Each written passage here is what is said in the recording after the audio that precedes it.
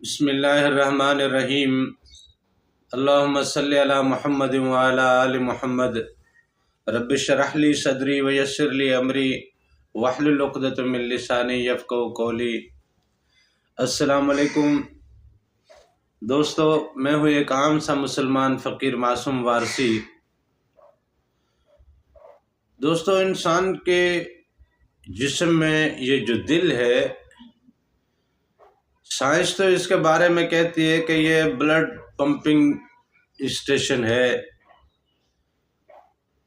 یہ خون کو جسم میں سرکولیٹ کرنے کا ایک مرکزی پوائنٹ ہے، ایک آلہ ہے۔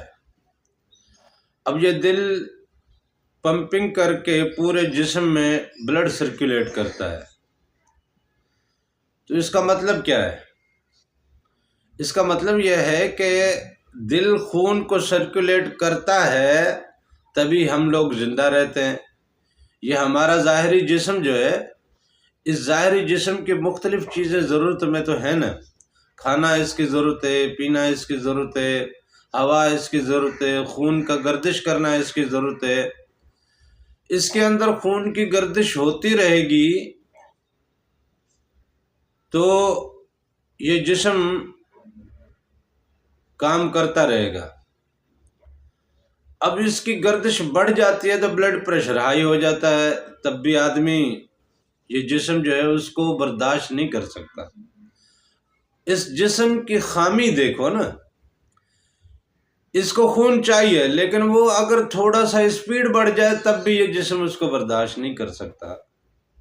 اور اسی طرح اگر خون کی گردش کم ہو جائے تب بھی یہ جسم برداشت نہیں کرتا۔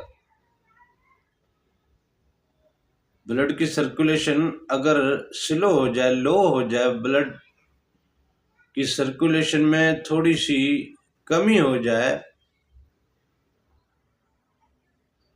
تو کہتے ہیں بلڈ پریشر لو ہو گیا۔ بندے کی آنکھوں کے آگے اندھیرے، سر چکرانا، ٹھنڈے پسینے آنا، ٹانگوں میں کپ کپی، دل کا بیٹھنا، مطلب اعصاب کام کرنا چھوڑ دیتے ہیں۔ تو ایک ایسا جسم جس کو خون کی ضرورت ہے اور وہ ضرورت ذرا سے تھوڑی ضرورت اپنی جگہ پہ ہے، وہ جو ہے بلڈ اس کو جتنا چاہیے وہ اپنی جگہ پہ اتنی مقدار میں موجود ہے، لیکن اس کے سرکولیشن کی سپیڈ تھوڑی بڑھ جاتی ہے تب بھی یہ بے چین ہو جاتا ہے۔ اور اگر اس کی سرکولیشن تھوڑی کم ہو جائے، رفتار ذرا اس کی دھیمی ہو جائے، بلڈ پریشر ذرا لو ہو جائے تب بھی یہ مفلوج ہو جاتا ہے۔ تو یہ جسم آخرت میں کام آئے گا کیا؟ اس دنیا میں یہ کام نہیں آئے گا، یہ جسم اس دنیا میں کام نہیں آئے گا۔ اس جسم کو اللہ تعالیٰ نے ایک سسٹم کے ذریعے ماں کے پیٹ میں ترتیب دیا، پھر وہاں سے جب اس دنیا میں آئے تو اس کو پروان دیا۔ اب اس دنیا سے جب جائے گا تو اس کو قبر میں جا کے دوبارہ تحلیل کر دینا ہے۔ اس دنیا میں آنے کا جو انداز تھا، جو ضرورت تھی، جس چیز کی، جس جسم کی ضرورت تھی، اس جسم کے بغیر روح کام نہیں کر سکتی، بندہ آ نہیں سکتا تھا۔ اس عالم ناسوت یا اس جہان فانی یا اس یونیورس میں جس میں ہم رہتے ہیں، جس میں یہ زمین ہے، سورج ہے، چاند ہے، ستارے ہیں، اس زمین کو جس مزاج میں بنایا گیا اس مزاج کا جسم بھی چاہیے تھا۔ تو اس جسم کی ترتیب اور ترویج اور اس کا سلسلہ اللہ تعالیٰ نے ماں کے پیٹ سے شروع کیا، اس دنیا میں ابھی نہیں بھیجا، ابھی اس دنیا میں نہیں بھیجا، ماں کے پیٹ کے اندر ہی اس کو رکھ کے اس کو پہلے اس مزاج کے لیے تیار کیا۔ پھر جب یہ اس مزاج کو برداشت کرنے جیسا ہوا یا اس مزاج میں ڈھلنے جیسا ہوا تو اس کو اس دنیا میں بھیج دیا۔ اب جب یہ واپس جائے گا تو اس جسم کو ہم نے مٹی میں ڈال دینا اور یہ مٹی میں فنا بھی ہو جاتا ہے۔ ہزاروں قبریں آپ نے دیکھی ہوں گی جن کا جسم مٹی کا ڈھیر رہ گیا، ہڈیاں تک بوسیدہ ہو جاتی ہیں، کبھی ملتی ہیں تو کبھی ہڈیاں بھی نہیں ملتی۔ یہ تو اس جسم کی حالت ہے، یہ اس جسم کی اوقات ہے۔ اس کے زندہ رہنے کی ضرورت خون ہے، یہ دل جو بلڈ کو سرکولیٹ کرتا ہے، یہ جسم زندہ رہتا ہے۔ لیکن بات یہ ہے کہ ہمارے باطنی جسم کی ضرورت بھی دل سے ہی پوری ہوتی ہے۔ ایک ہمارا ہر انسان کا، جتنے بھی انسان اس دنیا میں اللہ تعالیٰ نے پیدا کیے ہیں، ہر انسان کے دو جسم ہیں۔ ہر انسان کے دو جسم ہیں، یہ بات حتمی ہے۔ ایک اس کا ظاہری جسم ہے، ایک اس کا باطنی جسم ہے۔ وہ جس باطنی جسم سے آپ خوابوں کی سیر کرتے ہو، ظاہری جسم تو وہاں نہیں جاتا نا، لیکن آپ جاتے ہو۔ آپ خیالوں کے توسط سے جو ٹرانسفر کرتے ہو، جو سفر کرتے ہو، جو ٹریول کرتے ہو، وہاں جو آپ کا جاتا ہے وہ ہم کہتے ہیں خیال ہے۔ اس خیال میں بھی آپ وہاں ہوتے ہو نا۔ خیالوں میں آپ دیکھ رہے ہو میں کہیں بیٹھا ہوا ہوں، خیالوں میں آپ دیکھ رہے ہو کہ 2 سال پہلے میں جس سے ملا تھا آج میں اس کے ساتھ بیٹھا ہوں۔ وہ خیال آپ کے ذہن میں آتے رہتے ہیں۔ آپ وہ خیال بھی کبھی کبھار دیکھتے ہو جو ابھی دنیا میں رونما ہوئے نہیں۔ اگر میرے پاس پیسہ آ جائے گا تو میں بنگلہ خریدوں گا، پھر کیسا رہوں گا، گاڑی ہوگی میں کیسا رہوں گا، میرے پاس پیسہ ہوگا، دولت ہوگی، شہرت ہوگی، لوگ آئیں گے۔ وہ ایک عجیب سا تصور، اس میں بھی ہمارا سراپا موجود ہوتا ہے۔ تو وہ ہمارا باطنی جسم ہے جس کا سراپا وہاں موجود ہوتا ہے۔ اور اس کے علاوہ جو جسم ہمارا وہاں سے آیا ہے اور وہاں جائے گا، وہ جو روح ہماری، اس کو بھی اللہ نے ایک جسم تو دیا ہے نا، اس کو بھی اللہ تعالیٰ نے جسم دیا ہے۔ اس جسم کی جو ضرورت ہے وہ بھی دل سے ہی ہوتی ہے۔ اس جسم کا بھی اپنا قلب ہے۔ حقیقت میں ہم جس کو قلب کہتے ہیں وہ اس جسم کا آلہ ہے۔ اس جسم کے آلے کو قلب نہیں کہتے، اس کو دل کہتے ہیں۔ یہ جو اس جسم کا آلہ یہاں موجود ہے نا، اس کو دل کہتے ہیں۔ لیکن ہم یہ جو لفظ استعمال کرتے ہیں نا، قلب، اقرار باللسان و تصدیق بالقلب، لسان تو اس دنیا کی ہے، یہ زبان اس جسم کی ہے، اور قلب اس جسم کا۔ یہ جسم آپ کا زبان سے اقرار کرے، ایسا اقرار کرے کہ اس جسم کا قلب اس کا اقرار کر دے، وہ قلب اس کی تصدیق کر دے۔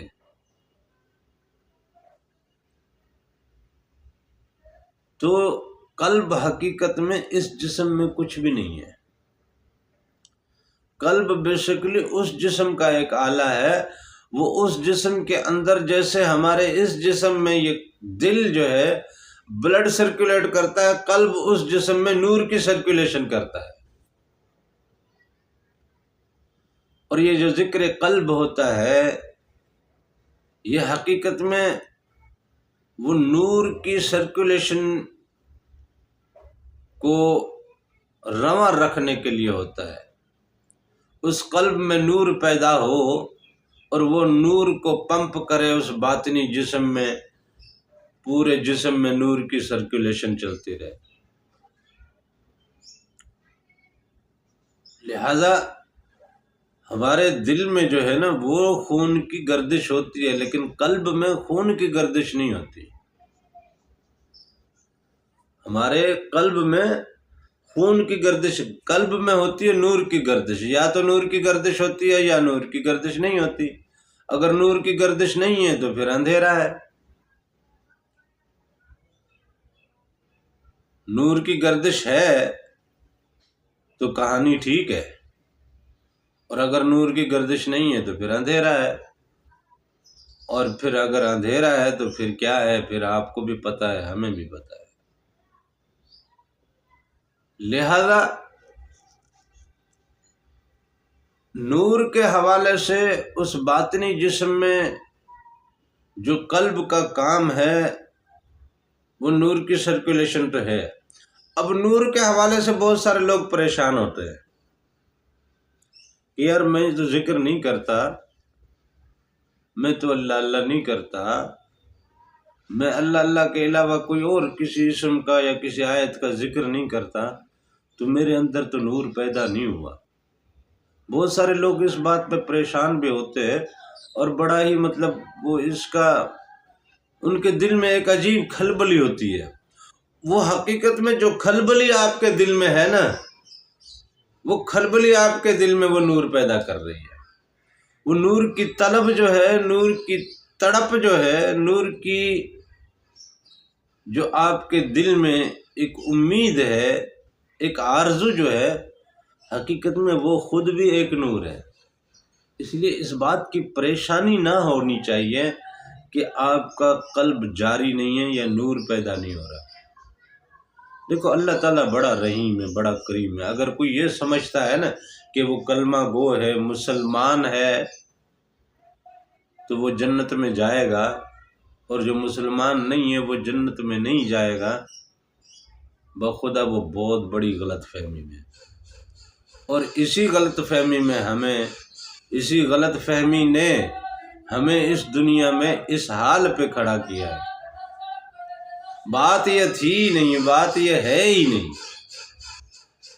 ہمیں جو اللہ تعالیٰ نے کلمے کی دولت دی ہے، ہمیں جو حضور نبی کریم صلی اللہ علیہ وسلم کی یہ جو دولت دی ہے، یہ تو ایک خاص انعام ہے اس کے اپنے حضور حاضر رہنے کا۔ لیکن حضور نبی کریم صلی اللہ علیہ وسلم کے ہوتے ہوئے، کلمہ مبارک کے ہوتے ہوئے، قرآن پاک کے ہوتے ہوئے، ہم کتنے اس پہ کاربند ہیں اور کتنا اس کو ہم نے اپنے اندر اتارا ہے۔ بہت سارے لوگ ہیں جنہوں نے اس چیز کو اپنے اندر نہیں اتارا، نہ ہی خود کو اس کے اندر تحلیل کیا ہے۔ یعنی تم نے اسے اپنے اندر بھی نہیں اتارا، خود بھی اس میں تحلیل نہیں ہوئے، تو یعنی یہ کیا ہے؟ تو پھر کچھ بھی نہیں نا تمہارے پاس۔ اگر کوئی انسان ایسا ہے جس نے محبت خدا بندی اور بندگان خدا کی محبت اور ہمدردی، خدا ترسی، رواداری، انصاف پسندی اور لوگوں کی مدد کرنا، لوگوں کے لیے بچھے رہنا، لوگوں کے لیے اپنے آپ کو فنا رکھنا، مخلوق خدا کے لیے اگر اپنے آپ کو فنا رکھتے ہیں تو کیا سمجھتے ہیں کہ اللہ تعالیٰ اس کو جہنم میں ڈال دے گا؟ جو اس کے بندوں پہ مہربان ہے، اللہ اس پہ مہربان نہیں ہوگا کیا؟ جو اللہ کے بندوں پہ مہربان ہے، اللہ اس پہ مہربان نہیں ہوگا؟ کیسی بات ہے؟ عجیب بات نہیں ہے؟ اور تم کلمہ پڑھ کے بھی اللہ کے بندوں پہ مہربان نہیں ہو، تم حضور کے امتی ہو کے بھی اللہ کے بندوں پہ مہربان نہیں ہو، اور جب تم اللہ کے بندوں پہ مہربان نہیں ہو تو اللہ تم پہ مہربان کیسے ہوگا؟ لہذا یہ بڑی سوچنے والی بات ہے۔ خیر، بات ہو رہی تھی قلب کی خون کی گردش یا نور کی گردش کے حوالے سے، تو بات سیدھی سی یہ ہے کہ خون کی گردش تو دل کرتا ہے، قلب نہیں کرتا۔ قلب تو نور کی گردش کرتا ہے۔ نور کی گردش ایک تو یہ ہے کہ آپ ذکر اذکار کے ذریعے باقاعدہ نور پیدا کرو، اس نور کی الگ سے دھڑکن پیدا ہو، اور وہ نور آپ کو نورانی جلووں تک لے کے جائے، اور آپ کو وہاں کی سیر میں لے کے جائے، یہ تو کہانی ہو گئی وہ جو مکمل پرفیکشن سے ہے، جو حضور نبی کریم صلی اللہ علیہ وسلم کے سینے سے تمہارے سینے تک پہنچی، وہ روشنی جو حضور کے سینے سے آپ کے سینے تک پہنچی، یہ تو ہے وہ روشنی۔ لیکن جو چیز آپ کو اس کام کے لیے، اس ماحول کے لیے اور اس کیفیت کے لیے جو چیز آپ کو پریشان رکھتی ہے، حقیقت میں وہ بھی یہی نور ہی ہے، وہ بھی حقیقت میں یہی نور ہی ہے۔ اس لیے پریشان ہونے کی بات تو قطعاً نہیں ہے۔ اپنے رب کی کریمی کا آپ کو اندازہ ہی نہیں ہے نا، اپنے رب کی رحیمی کا آپ کو اندازہ ہی نہیں ہے، اس کی عنایات کا آپ کو اندازہ ہی نہیں ہے کہ وہ کتنا مہربان ہے، کتنا رحیم ہے۔ آپ تو اس کی رحیمی، کریمی اور اس کی عنایات اور اس کی عطا کا اندازہ کر ہی نہیں سکتے۔ آپ نے اللہ تعالیٰ کو پتہ نہیں کیا سمجھا ہوا ہے کہ پتہ نہیں کوئی ایسی ظالم چیز ہے، وہ خدا ہمارا اتنا کچھ ظالم ہے، کچھ جابر ہے، وہ تو بہت بڑا رحیم ہے۔ حضور نبی کریم صلی اللہ علیہ وسلم نے فرمایا، حدیث قدسی کا مطلب ہے کہ اللہ تعالیٰ فرماتا ہے کہ میری رحمت میرے غضب پہ سبقت لے گئی۔ وہ جو اللہ کے غضب پہ جس چیز نے سبقت لی ہے تو اس کا کوئی رنگ نہیں ہے کیا؟ وہ جو آپ کے دل میں کھٹکتا ہے کہ کاش میرے اندر بھی نور ہو، کاش مجھے بھی نورانی جلوے ملیں، کاش میں بھی حضور کی صحبت تک پہنچوں، کاش میں بھی حضور کی محفل تک پہنچوں، کاش میں بھی انوار کے جلووں تک پہنچوں، اس چیز کی طلب اور اس چیز کی تڑپ بھی، یہ بھی تو ایک نور کی تڑپ ہے نا، نور کی طلب ہے نا۔ یہ طلب، یہ تڑپ، یہ بھی بہت بڑی نعمت ہے اگر کوئی سمجھے تو۔ اور اسی طرح حضور پاک نے فرمایا نا کہ جس کے دل میں شہادت کی آرزو ہی نہیں، تو کیا فرمایا اس کے لیے کہ وہ کون ہے؟ تو اگر آپ کے دل میں نور کی آرزو ہی نہیں ہے تو پھر آپ کون ہیں؟ لہذا یہ جو آرزو ہے شہادت کے دل میں رکھنا، یہ آپ کے وقت نزا موت کے وقت آپ کو شہادت کا رتبہ دلاتی ہے۔ تو یہ جو نور کی آپ کے دل میں طلب ہے، یہ آپ کو نور کے جلووں تک لے کے جاتی ہے۔ وہ اگر اس دنیا میں آپ نور کے جلووں تک نہ بھی پہنچے تو اس دنیا سے جیسے جائیں گے آپ کے سامنے نورانی جلوے ہوں گے، اس میں کوئی شک نہیں ہے، اس میں کوئی پریشانی کی بات نہیں ہے۔ بس یہ ہے کہ یہ طلب اپنے دل میں تو ہونی چاہیے، اور دنیا کے خلفشار کو یہاں سے نکال ڈالو، دنیا کی گندگی یہاں سے نکال، یہ ساری میل یہاں سے نکال دو، حسد، کینہ، بغض، عداوتیں اور یہ تمام دنیا داری کی لالچیں اپنے اندر سے نکال کے باہر پھینکو۔ طلب تو پیدا کرو نور کی، نور پیدا نہ بھی ہو تو ٹینشن نہیں ہے، کوئی پریشانی نہیں ہے، کوئی غم نہیں ہے،